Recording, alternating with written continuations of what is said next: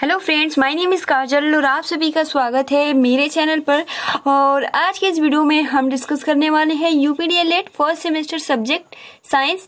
और इस क्लास की जो टाइमिंग होती है वो मंडे, ट्यूसडे और वेडनेसडे को शाम के 5 बजे साइंस की क्लास चलती है, ठीक है। जिसमें हमने पूरा सिलेबस यानी चैप्टर वाइज हमने बिल्कुल शुरुआत से डिस्कस किया था, ठीक है। वो खत्म हो चुका है।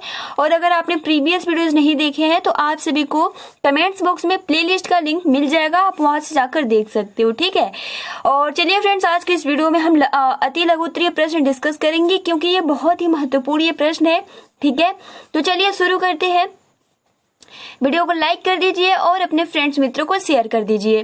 तो देखिए फ्रेंड्स, आपका पहला प्रश्न है कि मात्रक किसे कहते हैं। बहुत ही महत्वपूर्ण ये प्रश्न है, मात्रक किसे कहते हैं, ठीक है। और हो सकता है कि आपकी एग्जाम में, क्योंकि ये 2019 में ये प्रश्न नहीं पूछा है, तो इसको आप बहुत ही अच्छे से याद कर लीजिएगा कि मात्रक किसे कहते हैं। तो भौतिक राशि के मापन के लिए राशि के एक निश्चित परिमाण को मानक मान लिया जाता है, इस मानक को ही मात्रक कहा जाता है, ठीक है। बहुत ही महत्वपूर्ण है। मात्रक किसे कहते हैं, तो भौतिक राशि के मापन के लिए किसी राशि के एक निश्चित परिमाण को मानक मान लिया जाता है और इस मानक को ही मात्रक कहा जाता है। अब आपका सेकंड नंबर क्वेश्चन है कि ऋणात्मक आवेश किसे कहते हैं। ऋणात्मक आवेश किसे कहते हैं, तो एवोनाइट के छड़ को फलालेंस से रगड़ने पर, ठीक है, किसका छड़ होता है, तो एवोनाइट का छड़ होता है। और जब फलालेंस से रगड़ने पर छड़ में प्राप्त होने वाला आवेश ऋणात्मक, जो आवेश है वो ऋणात्मक आवेश कहलाता है। अब देखिए अगला आपका प्रश्न है कि नैनो सेकंड में कितने सेकंड के बराबर होता है, तो नैनो सेकंड कितने सेकंड के बराबर होता है, तो 10⁻⁻⁹। अगला आपका प्रश्न है कि द्रव्यमान एवं वेग के गुणनफल को क्या कहते हैं, तो द्रव्यमान एवं वेग के गुणनफल को जो कहते हैं उसको हम समवेग कहते हैं, ठीक है। सबसे महत्वपूर्ण ये प्रश्न है द्रव्यमान, इसको आपको बहुत ही अच्छे से याद कर लेना है, ठीक है। ये इसमें आपके सीरीज में जितने भी प्रश्न है बहुत ही महत्वपूर्ण है। तो फ्रेंड्स, इसमें है कि द्रव्यमान एवं वेग के गुणनफल को क्या कहते हैं, तो द्रव्यमान एवं वेग के गुणनफल को क्या कहते हैं, तो समवेग कहते हैं। अगला आपका प्रश्न है कि बल गुणे विस्थापन क्या कहलाता है, तो बल गुणे विस्थापन जो कहलाता है वो कार्य कहलाता है। अगला आपका प्रश्न है कि कोई कण 1 सेकंड में जितने कोण में घूमता है, इस घूर्णन गति को क्या कहते हैं। यानी कोई कण है, ठीक है, कोई कण है वो 1 सेकंड में जितने कोण में घूमता है, तो उस गति को या फिर उस घूर्णन गति को क्या कहते हैं, तो उसको हम यहाँ पे देखिए, यहाँ पे ये क्वेश्चन रहेगा कि कोई कण 1 सेकंड में जितने कोण घूमता है, ठीक है, इस गति को क्या कहते हैं, तो इस गति को हम वृत्तीय गति कहते हैं। यहाँ घूर्णन नहीं रहेगा, ठीक है। ये याद कर लीजिएगा कि कोई एक कण सेकंड में जितने कोण में घूमता है, इस गति को क्या कहते हैं, तो इस गति को हम वृत्तीय गति कहते हैं। अब देखिए अगला आपका प्रश्न है कि चुंबकीय बल किसे कहते हैं, तो किसी चुंबक द्वारा चुंबकीय पदार्थों पर लगाया गया बल चुंबकीय बल कहलाता है, ठीक है। चुंबकीय बल किसे कहते हैं, तो किसी चुंबक द्वारा चुंबकीय पदार्थों पर लगाया गया बल चुंबकीय बल कहलाता है। अगला आपका प्रश्न है कि पदार्थ की अवस्थाएं कितनी है, तो पदार्थ की अवस्थाएं जो है वो 3 है। पदार्थ की अवस्थाएं कौन कौन सी हैं, तो पदार्थ की अवस्थाएं ठोस, द्रव, गैस। तो अगर हम ठोस की बात करें तो इसकी आकृति और आयतन क्या होती है, तो जो ठोस की आकृति और आयतन होती है दोनों क्या होती है, अनिश्चित होती है, निश्चित होती है, ठीक है। और जो द्रव होता है इसका आकृति निश्चित नहीं होता है, ठीक है, बट जो आयतन होता है वह निश्चित होता है। और जो गैस होता है इसका आकृति और आयतन दोनों ही अनिश्चित होता है। तो ये बहुत ही महत्वपूर्ण प्रश्न है। पदार्थ की अवस्थाएं में ठोस, द्रव जो है वो गैस 3 है, जिसमें ठोस की आकृति और आयतन दोनों ही निश्चित होता है, ठीक है। द्रव जो होता है इसमें आयतन निश्चित होता है, बट जो आकृति होता है वह अनिश्चित होता है। और जो आपका गैस होता है वो दोनों ही अनिश्चित होता है, यानी आयतन और आकृति दोनों ही अनिश्चित होता है। अब देखिए अगला आपका प्रश्न है कि वे पदार्थ कौन से हैं जो ठोस, द्रव तथा गैसीय अवस्थाओं में रहते हैं। तो वह कौन से पदार्थ हैं जो ठोस में भी रहते हैं, द्रव में भी रहते हैं और गैसीय अवस्था में भी रहते हैं। तो वो जो होते हैं वो गंधक एवं जल हो जाते हैं। ठीक है, आप इसको अच्छे से याद कर लीजिएगा। अब देखिए अगला आपका प्रश्न है कि पदार्थ की वह अवस्था बताइए जिसमें अंतर आणविक अवकाश सबसे अधिक होता है। तो जैसे कि हमने डिस्कस किया था कि जो सबसे पहले तो हमने ये मान लीजिए फिगर ऐसे रहता है। ठीक है, तो ये जो आपका होता है, ये आपका जो होता है ये, ठीक है, ये एग्जाम्पल के लिए क्या है, तो ये ठोस है। ठीक है, ये ठोस है और जो ये आपका है, ठीक है, इस तरीके से हम इसको एग्जाम्पल के लिए ये इसको हम बताएं तो ये आपका द्रव है और जो ये आपका होता है ये क्या होता है, ये आपका गैसीय अवस्था है। तो आप ठोस का देख सकते हो कि जो अंतर आणविक अवकाश होता है वो बहुत ही अंतर कम होता है। और हम अगर द्रव की बात करें तो ठोस की तुलना में ये बहुत ही अधिक होता है, मतलब कि इसके तुलना में थोड़ा अधिक होता है। लेकिन अगर हम गैस की बात करें तो ये दोनों से ही बहुत अधिक होता है। तो इसलिए पदार्थ की गैसीय अवस्था में जो अंतर आणविक अवकाश सबसे अधिक होता है। ठीक है, तो आप सभी को इस फिगर के माध्यम से बहुत ही आसानी के साथ समझ में आ गया होगा। अब देखिए अगला आपका प्रश्न है कि पृथक्करण किसे कहते हैं। ठीक है, तो पृथक्करण किसे कहते हैं, किसी मिश्रण में विलय, जैसे विलय हमने डिस्कस किया था क्या होता है। विलय जो होता है, देखिए एक विलय होता है, ठीक है, एक विलय होता है, दूसरा विलायक होता है, ठीक है, और तीसरा जो होता है वो विलयन होता है ना। तो देखिए जो आपका विलय होता है वो चीनी होता है, ठीक है, विलायक जो होता है वो आपका जल होता है। अब जब इन दोनों का मिश्रण होता है तब हमारा विलयन तैयार होता है। तो आप इसको बहुत ही अच्छे से याद कर लीजिएगा, विलय क्या होता है, विलायक क्या होता है और विलयन क्या होता है। ठीक है, आई होप कि आपको बहुत ही आसानी के साथ क्लियरली समझ में आ गया होगा। अब देखिए ये आपका प्रश्न है कि पृथक्करण किसे कहते हैं। पृथक्करण आपने देखा भी होगा, कई सारी विधियां हैं। ठीक है, तो यह प्रश्न कह रहा है कि पृथक्करण है क्या, इसका तात्पर्य क्या है, इसका डिफिनीशन क्या है। तो किसी मिश्रण में विलेय अथवा अविलेय पदार्थों को अलग करने की प्रक्रिया को क्या कहते हैं, तो पृथक्करण कहते हैं। यानी जब कुछ हमारे मिश्रण में कुछ अविलेय पदार्थ या विलेय कुछ भी, जैसे कि कंकड़, मिट्टी, ये अविलेय पदार्थ या विलेय पदार्थ जब उसमें मिल जाते हैं, अनावश्यक तत्व मिल जाते हैं, तो उसको हम जब निकालते हैं तो उस क्रिया को हम क्या कहते हैं, तो पृथक्करण कहते हैं। ठीक है, देखिए फ्रेंड्स हम इसलिए डिस्कस कर रहे हैं हर एक प्रश्न ताकि आपको बहुत ही इजीली तरीके से समझ में आ जाए। ठीक है, अब देखिए अगला आपका प्रश्न है कि विलायक किसे कहते हैं। जस्ट अभी हमने डिस्कस किया कि विलायक किसे कहते हैं। देखिए विलायक किसे कहते हैं, तो कोई पदार्थ जब किसी द्रव में घुलता है तो उस पदार्थ को उस द्रव में जो विलेय, यानी सिंपल अगर हम कहें जो विलेय और विलायक, विलेय और जब जैसे कि आपका विलेय है और जो विलायक होता है वो आपका जल होता है, तो जब उसमें घोला जाता है तो वही आपका विलायक होता है। ठीक है, और उन दोनों की जब हम विलेय और विलायक को मिलाते हैं तो हमारा विलयन जाके तैयार होता है। अब देखिए अगला आपका प्रश्न है कि यौगिक क्या है। ठीक है, यौगिक की परिभाषा क्या है, ये भी बहुत ही महत्वपूर्ण है। ये जितने भी प्रश्न है बहुत ही महत्वपूर्ण प्रश्न, आप एक एक प्रश्न को बिल्कुल ही कंठस्थ कर लीजिए। ठीक है, ताकि एग्जाम के टाइम में कोई भी प्रॉब्लम ना हो। तो देखिए फ्रेंड्स आपका जो ये क्वेश्चन है कि यौगिक क्या है, तो 2 या 2 से अधिक तत्वों के परमाणु। और अगर ये आप क्वेश्चन तैयार कर लेते हो तो हर एक कंपटीशन, अभी आपका ये लास्ट नहीं है, बहुत ही आपको अभी तो परीक्षा देना होगा तो इसमें काम आ जाता है। ठीक है, जितनी भी परीक्षाएं होंगी। तो फ्रेंड्स ये क्वेश्चन पूछ रहा है कि यौगिक क्या है, तो 2 या 2 से अधिक तत्वों के परमाणु के निश्चित अनुपात में मिलने से यौगिक बनता है। यानी 2 या 2 से अधिक तत्वों के, ठीक है, क्या कह रहा है, 2 या 2 से अधिक तत्वों के परमाणु के निश्चित अनुपात में मिलने से क्या बनता है, तो यौगिक बनता है। अब देखिए अगला आपका प्रश्न है कि पृथक्करण की कोई 2 विधियां लिखिए। तो पृथक्करण की जो 2 विधियां हैं इसमें आपका भाप आसवन तथा प्रभाजी आसवन, ठीक है, ये 2 विधियां आ जाती है। अब देखिए अगला आपका प्रश्न है कि मिश्रण किसे कहते हैं। तो ऐसे पदार्थ जिनमें 2 या 2 से अधिक यौगिक अथवा तत्व दोनों अनिश्चित अनुपात में सम्मिलित रहते हैं उसे मिश्रण कहे जाते हैं। ठीक है, हमने वाष्पन और मिश्रण में अंतर देखा था। ठीक है, तो बहुत ही अच्छे से हमने उसमें समझा था कि मिश्रण क्या है। तो जो मिश्रण होता है कि ऐसे पदार्थ जिनमें दो या दो से अधिक यौगिक अथवा तत्व दोनों अनिश्चित, कोई निश्चित मात्रा नहीं होता है, अनिश्चित अनुपात में सम्मिलित रहते हैं, उसे हम मिश्रण कहते हैं।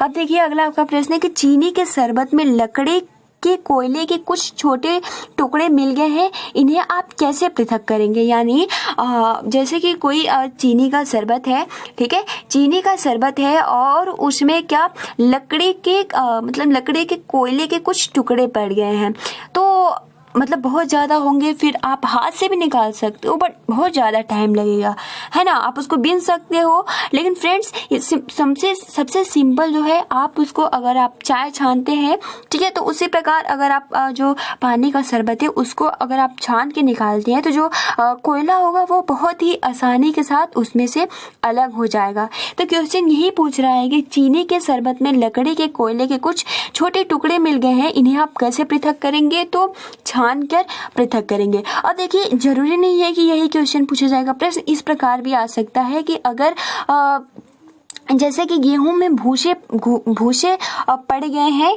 ठीक है, तो आप इसको किस पृथक्करण यानी किस पृथक्करण विधि द्वारा इसको अलग करेंगे। तो यहाँ पर जो आपका आंसर होगा वो होगा फटक कर, ठीक है। अगर उसी प्रकार अगर हम बात करें कि अगर कुछ गेहूं में अनावश्यक कंकड़ पड़ गए हैं, तो उसको, या गेहूं हो गया, चावल हो गया, अदर जितने भी अनाज हैं उसमें अगर कोई कंकड़ पड़ जाता है तो हम उसको कैसे निकालेंगे। तो उसको हम बिनना विधि कहते हैं, यानी हम बीन कर निकालेंगे। अगर हम बात करें वही कि अगर मान लीजिए कि कुछ ऐसा सामान है या ऐसा अनाज है जिसमें लोहे के कंकड़ पड़ चुके हैं, तो उसको हम किस तरीके से, तो हम उसको चुंबकीय पृथक्करण से अलग करेंगे। तो फिर से इस तरीके से क्वेश्चन पूछ लिए जाएंगे जिसको आप बहुत ही आसानी के साथ सॉल्व कर सकते हो। अब देखिए अगला आपका प्रश्न है कि द्रव्यमान किसे कहते हैं, ठीक है। तो किसी वस्तु में पदार्थ का जितना परिमाण मात्रा होता है वह वस्तु का द्रव्यमान कहलाता है। सबसे महत्वपूर्ण ये प्रश्न है कि द्रव्यमान किसे कहते हैं। तो किसी वस्तु में पदार्थ का जितना परिमाण मतलब क्या होता है,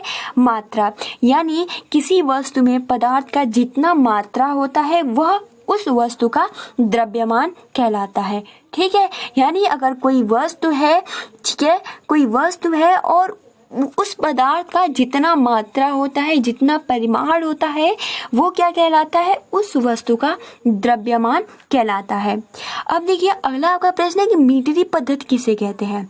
मीटरी पद्धति किसे कहते हैं। तो वर्ष 1790 में फ्रांसीसियों ने मापन की एक मानक प्रणाली की रचना की जिसे मीटरी पद्धति किसे कहते हैं। यानी सबसे पहले तो आपको ये क्वेश्चन याद करना है, ठीक है। आपको ये क्वेश्चन याद करना है, तो आप किस तरीके से याद करोगे।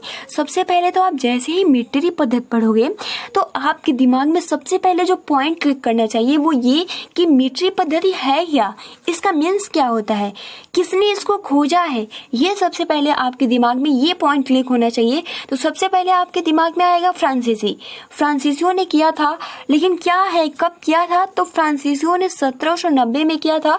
बट क्यों किया था, जब तक आप किसी प्रश्न को क्वेश्चन की तरह याद नहीं करेंगे तब तक वो कभी नहीं याद हो सकता है। आप देखिए प्रश्न बार बार यही क्वेश्चन आता है ना कि हम जब पढ़ते हैं और फिर बार भूल जाता है।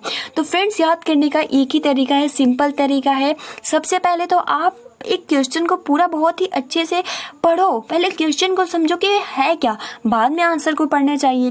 तो जब आप क्वेश्चन को पढ़ लेंगे कि हाँ इसका मतलब क्या है, ये क्या पूछ रहा है, तो आप आंसर ढूंढने के लिए बहुत ही उत्साहित, जैसे कि आपको जैसे कि मैं अभी बता रही हूँ, ठीक है। जैसे आप कुछ ऐसा, कभी कभी ऐसा टाइम होता है कि जब कोई कुछ पूछ लेता है और हमें नहीं आता है तो बहुत ही मतलब कि अच्छा फील नहीं होता है, ठीक है। बट हम उस क्वेश्चन का आंसर ढूंढने के लिए बहुत ही जिज्ञासु होते हैं कि हम उस आंसर को किस तरीके से ढूंढें। तो जब आपको वो आंसर मिल जाता है तो 100% मैं कह रही हूँ ना कि वो आंसर कभी नहीं भूलता है, लाइफ में कभी नहीं भूलता है। आप लिख के ले लो। तो देखिए ये आपको मीटरी पद्धति याद करना है। तो मीटरी पद्धति या कोई भी क्वेश्चन ले लीजिए, जरूरी नहीं है यही। तो याद करने का एक सिंपल तरीका है कि सबसे पहले तो आप प्रश्न के बारे में बहुत ही अच्छे से जानो, ठीक है, तब उसको आप याद करो। तो देखिए मीटरी पद्धति, मैंने बोला कि सबसे पहले तो मीटरी पद्धति है क्या, किसने किया? तो किसने किया? तो फ्रांसीसियो ने। कब किया? तो 1790 में। क्यों किया? तो इसलिए किया, मापन की क्या है? एक मानक प्रणाली, ठीक है, यानी मापने के लिए क्या है? एक मापन प्रणाली है और इसकी रचना की गई, जिसे उसे ही क्या कहा जाता है? मीटरी पद्धति कहा जाता है।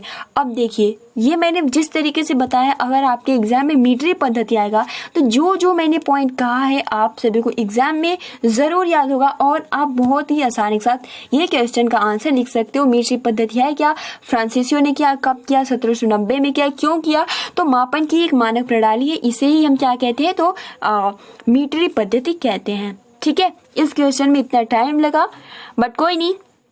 अब देखिए, अगला आपका प्रश्न है कि कुछ प्रमुख भौतिक राशियों के नाम बताइए। तो कुछ प्रमुख भौतिक राशियां जिसमें आपका लंबाई आ जाता है, द्रव्यमान किसे कहते हैं फ्रेंड्स? तो द्रव्यमान की जो, देखिए आप किसी भी कोई भी आंसर या अगर आंसर होता है, अगर आपको कोई पॉइंट दिखता है तो द्रव्यमान, सबसे पहले ये देखिए कि द्रव्यमान किसे कहते हैं। जस्ट हमने ऊपर डिस्कस किया, यानी कोई वस्तु है, ठीक है, पदार्थ की जितनी परिमाण, जितनी मात्रा होती है उस वस्तु की द्रव्यमान कहलाती है। तो फ्रेंड्स, इस तरीके से आप सभी को याद करना चाहिए। अगर आपको वो वर्ड, वो शब्द दिख जा रहा है तो उसका पहले, हाँ मैंने ये पहले दिखा, तो फिर आपको रिवाइज करना होगा और अपने आप से क्वेश्चन करना चाहिए कि क्या मुझे ये क्वेश्चन याद है, और खुद से ही आंसर करना चाहिए। तो ये कह रहा है कि कुछ प्रमुख भौतिक राशियों के नाम बताइए। तो ये तो बहुत ईजी प्रश्न है। इसका जो हो जाता है लंबाई, द्रव्यमान, क्षेत्रफल, समय, ताप, etc। अब देखिए, समय का मानक मात्रक क्या है? ये तो याद ही होगा। सेकेंड, आयतन का मानक मात्रक क्या होता है? तो आयतन का मानक मात्रक जो होता है वो होता है आपका घन मीटर। ठीक है, अब देखिए, अगला आपका प्रश्न है कि समय की अवधि का मापन किस प्रकार किया जाता है? तो समय की अवधि का मापन जो किया जाता है मिनट, घंटा, दिन, माह अथवा वर्ष में किया जाता है। क्षेत्रफल का मानक मात्रक क्या होता है? तो वो होता है वर्ग मीटर। अगला आपका प्रश्न है कि स्वपोषी किसे कहते हैं? तो जो स्वपोषी होते हैं वो, जैसे कि आपके हरे पेड़ पौधे अपना भोजन स्वयं बना लेते हैं, अतः वो क्या है? आपके स्वपोषी कहलाते हैं, यानी जो अपना भोजन स्वयं बना लेते हैं उसे हम स्वपोषी कहते हैं। परपोषी किन्हें कहते हैं? तो जंतु अपना भोजन स्वयं नहीं बना पाते, वे अपने भोजन हेतु पेड़ पौधे अथवा अन्य जंतुओं पर निर्भर करते हैं, अतः इन्हें हम क्या कहते हैं? तो परपोषी कहते हैं। ठीक है, तो ये क्वेश्चन स्वपोषी और परपोषी क्या है, इसको आप बहुत ही अच्छे से याद कर लीजिएगा। ठीक है, स्वपोषी और परपोषी। तो स्वपोषी एग्जाम्पल के लिए आप पेड़ बना सकते हो। ठीक है, जो पेड़ होता है वो क्या होता है आपका, जितने भी पेड़ पौधे होते हैं वो स्वपोषी होते हैं, वो अपना भोजन स्वयं बना लेते हैं। ठीक है, और जैसे कि अगर हम बात करें कि अगर कोई जानवर हो गया, ठीक है, कोई जानवर हो गया तो वो अपना भोजन स्वयं नहीं बना पाते, वो दूसरे पर आधारित होते हैं। अगर मैं बात करूं पेड़ पौधे पर, तो वो दूसरे पर आधारित होते हैं, तो इसलिए हम इसे क्या कहते हैं?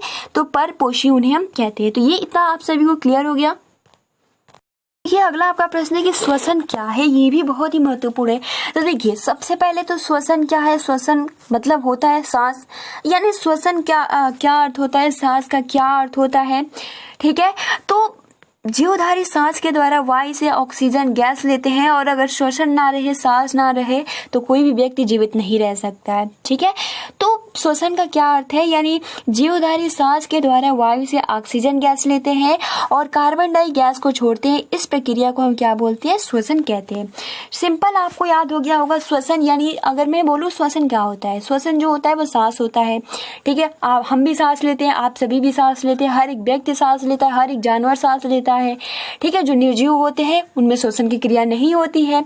तो यही बात आ जाती है कि श्वसन का अर्थ क्या होता है। तो अगर आपको ये क्वेश्चन याद भी नहीं है तो आप बहुत ही आसानी के साथ इसको आप लिख सकते हो अपने कॉपी में। यानी श्वसन जो होता है, यानी एक जो जीवधारी होता है सांस के द्वारा वायु से ऑक्सीजन क्या होता है? ग्रहण करता है, और जो कार्बन डाई होता है उसको छोड़ता है। इस प्रक्रिया को हम श्वसन कहते हैं। अगर वही हम पेड़ पौधे की बात करें तो वो ऑक्सीजन को छोड़ते हैं और कार्बन डाइऑक्साइड को ग्रहण करते हैं, उसकी वजह से हम जीवित रहते हैं। ठीक है, इसलिए पेड़ पौधे लगाना चाहिए, न कि काटना चाहिए।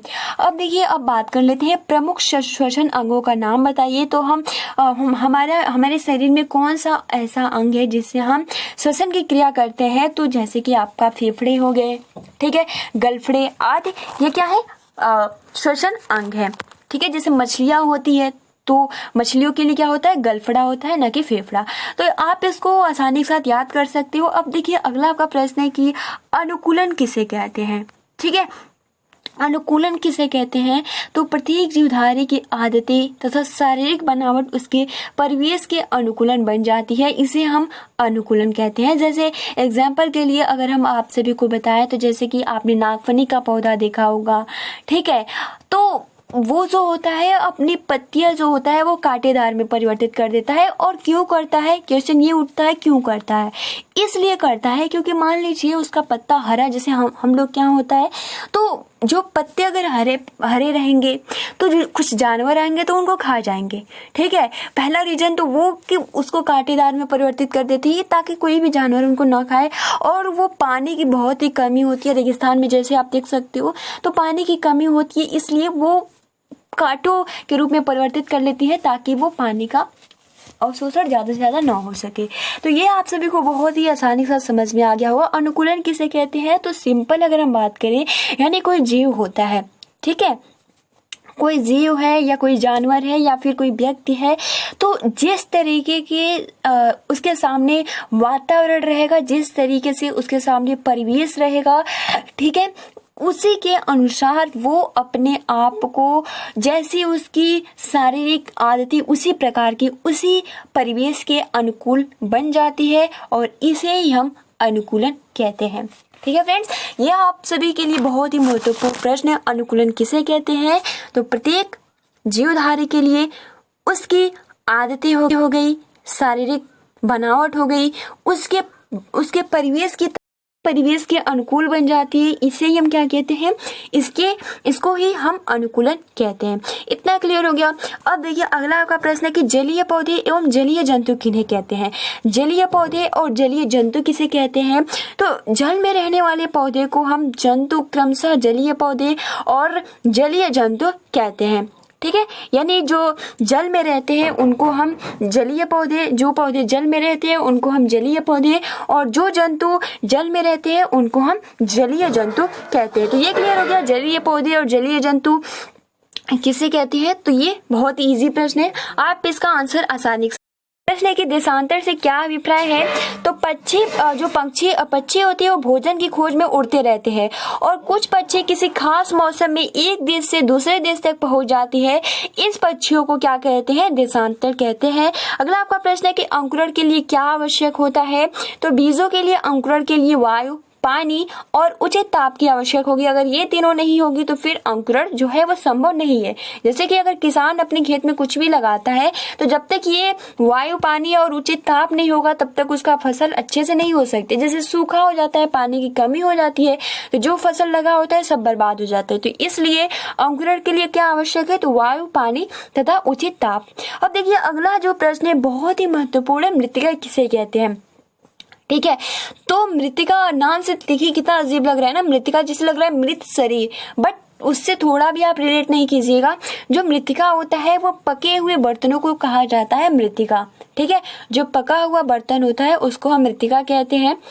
अब देखिए अगला का प्रश्न है कि खिड़कियों में किस प्रकार का कांच का प्रयोग होता है, तो खिड़कियों में जो कांच का प्रयोग होता है वो प्रयोग होता है साधारण या मृदु कांच। नेक्स्ट आपका प्रश्न है कि पुष्प के मुख्य चार भाग कौन कौन से हैं, तो पुष्प के निम्नलिखित भाग होते हैं, वो चार होते हैं। सबसे पहला तो प्रश्न यही बन जाता है जिसमें आपका बाह्य दलपुंज और पुंमग और जायंग ये चारों आ जाते हैं। ठीक है, अब देखिए अगला आपका प्रश्न है कि गति के द्वितीय नियम को परिभाषित कीजिए, जो कि बहुत ही महत्वपूर्ण है। गति का द्वितीय नियम का जो डिफिनीशन होता है, इनके अनुसार किसी वस्तु पर बाहर से लगाया गया बल मतलब कि F उस वस्तु के द्रव्यमान यानी M तथा उस वस्तु के बल की दिशा में उत्पन्न त्वरण A यानी त्वरण के गुणनफल के बराबर होता है। अगला देखिए आपका प्रश्न है कि पारदर्शी तथा अपारदर्शी को स्पष्ट कीजिए। ये पदार्थ जिनके आर पार हम देख सकते हैं उन्हें हम पारदर्शी कहते हैं, और उनका गुण जो होता है वो पारदर्शिता कहलाता है, जैसे का पानी हो गया, कांच हो गया। ये पदार्थ जिनके हम आर पार नहीं देख सकते उन्हें हम अपारदर्शी कहते हैं, जिन्हें हम यह गुण अपारदर्शिता कहलाता है, जैसे वायु हो गया। क्योंकि कुछ पदार्थ ऐसे होते हैं जिनमें धुंधला दिखाई देता है और इन्हें पारभासी कहा जाता है। उदाहरण तेल लगा कागज, बटर पेपर, पॉलीथिन आदि। तो फ्रेंड्स आज के लिए इतना ही प्रश्न डिस्कस करते हैं।